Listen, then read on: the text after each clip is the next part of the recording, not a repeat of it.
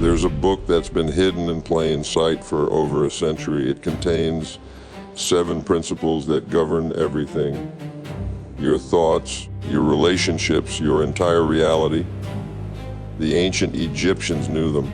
The Greek mystery schools taught them. Hermetic philosophers guarded them for thousands of years. In 1908, 3 anonymous authors published them in a text called the Kybalion. Most people read it once and forget it, but those who truly understand these 7 laws, they see the code running beneath all of existence. Tonight we're decoding all 7, and I'm warning you now, once you see these principles operating in your life, you can't unsee them. These principles come from Hermeticism, a philosophical and spiritual tradition attributed to Hermes Trismegistus, Hermes the thrice great. The Greeks identified him with Thoth, the Egyptian god of wisdom. Whether he was a real person, a title, or a collective of sages doesn't matter. What matters is the knowledge they left behind. The Emerald Tablet, written thousands of years ago, contains this famous phrase, as above, so below. As within, so without. That's not poetry, that's the second Hermetic principle, and we'll decode it tonight. But first, let me be clear about what these principles are. They're not beliefs, they're not suggestions. According to the Kybalion, these are immutable laws, universal truths that operate whether you acknowledge them or not. Gravity doesn't care if you believe in it. Neither do these. The question is, do you want to be subject to these laws or work with them? The first and most fundamental principle, the all is mind. The universe is mental. Everything you perceive, the chair you're sitting on, the device you're watching this on, the thoughts running through your head right now, all of it exists first as consciousness, then as form. Reality isn't happening to you. Reality is happening through you. Modern quantum physics is slowly catching up to what the Hermeticists knew 5,000 years ago. The observer effect proves that consciousness collapses the wave function. In plain language, the act of observation changes physical reality. But here's where it gets personal. If the universe is mental and you are part of the universe, then your mind is actively creating your experienced reality. Not in some abstract, manifest your dreams way, literally. The thoughts you think, the beliefs you hold, the mental patterns you run, these create the filter through which you experience life. 2 people can experience the same event and live in completely different realities. Why? Because reality is mental. The principle of mentalism says change the mind, change the reality. That's not motivation, that's mechanics. The second principle, as above, so below. As below, so above. As within, so without. As without, so within. And this is the Hermetic principle of correspondence. It states that there's a harmony, agreement, and correspondence between the physical, mental, and spiritual planes of existence. Patterns repeat at every level. The structure of an atom mirrors the structure of a solar system. The branching of your lungs mirrors the branching of trees. The spiral of a galaxy mirrors the spiral of a seashell. The universe is fractal. The same patterns appear everywhere, just at different scales. But here's the practical application. Your outer world is a perfect reflection of your inner world. This isn't spiritual bypassing, it's observation. If your external relationships are chaotic, look at your internal relationship with yourself. If your finances are in disorder, examine the mental chaos around worthiness and value. The principle of correspondence says you don't fix the reflection. You fix what's being reflected, change your inner state, and the outer world reorganizes to match it, not instantly, not magically, but inevitably. The microcosm and the macrocosm are one. To know one is to know the other. The third principle, nothing rests. Everything moves, everything vibrates. The Hermeticists understood what modern physics confirmed centuries later: solid matter is an illusion. At the subatomic level, everything is energy in motion. The chair you're sitting on isn't solid, its atoms vibrating so fast they appear solid to your perception. But this principle goes deeper. Thoughts vibrate, emotions vibrate. Even your mental states have frequencies. Have you ever walked into a room and felt the tension? That's not metaphor. That's you detecting vibrational frequency. The ancient Hermeticists taught that the difference between matter, mind, and spirit is simply a difference in vibration. Lower vibrations manifest as dense matter. Higher vibrations manifest as thought, emotion, and consciousness. Here's the instruction. You can change your vibrational state through conscious effort. This is the basis of what modern teachers call raising your frequency, but they often teach it incorrectly. You don't raise your vibration by forcing positivity. You raise it by transmuting lower states into higher ones. Fear and love aren't opposites. They're different frequencies on the same scale. Anger and peace aren't separate. They're degrees of the same thing. And according to the Hermeticists, you can slide your mental state along that scale through the art of polarization. Everything is in motion. Everything is vibrating. And you have more control over your frequency than you think. The fourth principle, the everything is dual. Everything has poles. Everything has its pair of opposites.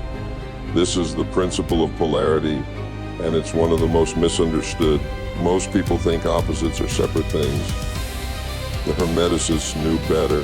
Hot and cold aren't opposites, they're degrees of temperature.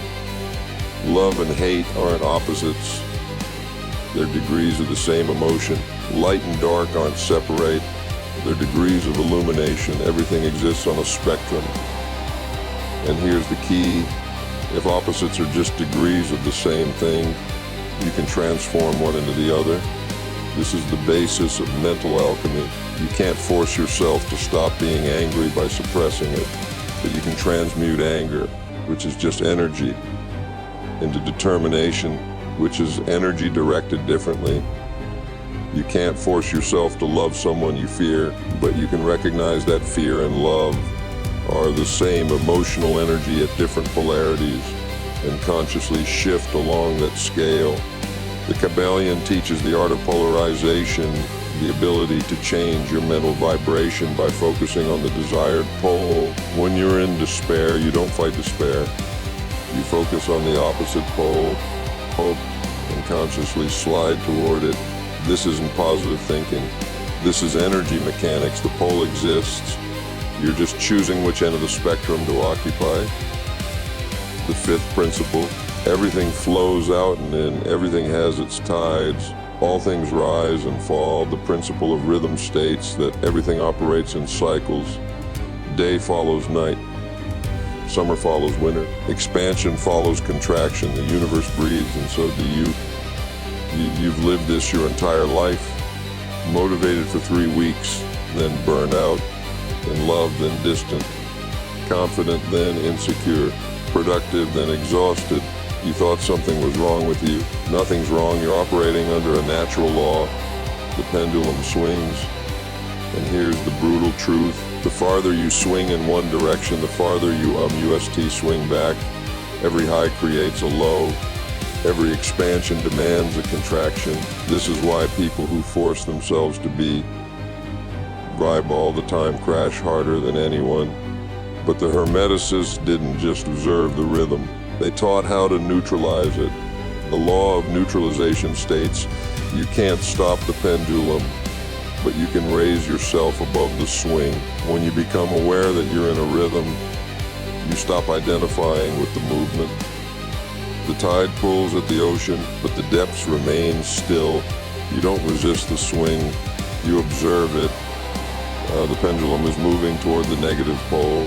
This will pass, and over time the swings get smaller. This is mastery. Not stopping the rhythm, but refusing to be swept by it. The sixth principle, every cause has its effect. Every effect has its cause. The Hermeticists called this the law of cause and effect. Other traditions call it karma. Physics calls it determinism. But they're all describing the same truth. Nothing happens by accident. Everything is causal. The Kybalion states chance is but a name for law not recognized. What you call coincidence is just causation you didn't track. What you call luck is just cause and effect operating beyond your awareness. Most people live as effects.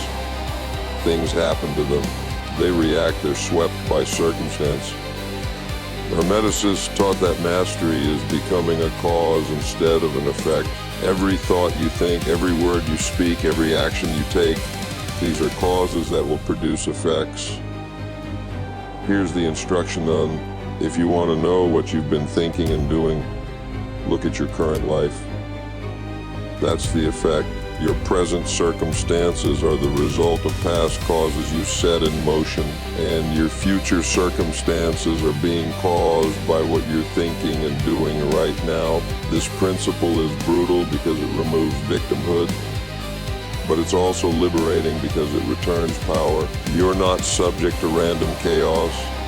You're experiencing causation, and if you cause this reality, you can cause a different one. The only question is, are you going to remain an effect or become a cause?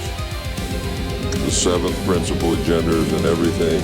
Everything has its masculine and feminine principles. Before you misunderstand, this isn't about biological sex. The principle of gender refers to the two creative energies present in all things masculine and feminine, active and receptive, projective and generative. The masculine principle is action, assertion, logic, projection. The feminine principle is reception, intuition, emotion, creation, nurturing. Every human contains both. Every process requires both. Creation cannot happen with only one. You cannot manifest through masculine energy alone. That's just forced action without receptivity. You cannot manifest through feminine energy alone. That's just visualization without action. The universe operates through the balance and interaction of these two forces. The Hermeticists taught that all creation requires the union of opposites. The masculine principle plants the seed. The feminine principle receives it, nurtures it, and brings it into form. This happens in nature. This happens in your psyche. This happens in every creative act. Here's the practical application. Look at where you're out of balance. Are you all action, no receptivity, constantly forcing, never allowing? That's masculine imbalance. Are you all waiting, no action, constantly visualizing, never executing? That's feminine imbalance, true creation. Whether it's a project, a relationship, your entire life requires the conscious integration of both principles. Act, then allow. Push, then receive. Initiate, then nurture. The seventh principle completes the framework. Now you have the full map. So now you know all seven. The question is, what do you do with this knowledge? The Kybalion says that knowing these principles without applying them is useless. These aren't meant to be memorized, they're meant to be lived. Start with awareness for the next week. Watch for these principles operating in your life. Notice when your thoughts create your perception of reality. That's mentalism. Notice when your outer world reflects your inner state. That's correspondence. Notice when you're caught in an emotional swing. That's rhythm. Notice when you're experiencing the effect of a cause you set in motion weeks ago. That's cause and effect. You don't have to master all seven at once. Even seeing Oni principle clearly will change everything. The Hermeticists didn't teach this knowledge to impress you. They taught it to free you. Because once you understand the laws governing your existence, you stop being a victim of them. You start working new ITH them. You can't change the laws, but you can learn to navigate them. And that's the difference between someone who's swept by life and someone who consciously creates within it. The seven Hermetic principles have been operating in your life since birth. Mentalism, correspondence, vibration, polarity, rhythm, because an effect, gender, you didn't know they were there, but now you do. And once you see the code, you can't unsee it. That's not a coincidence. That's the universe trying to wake you up.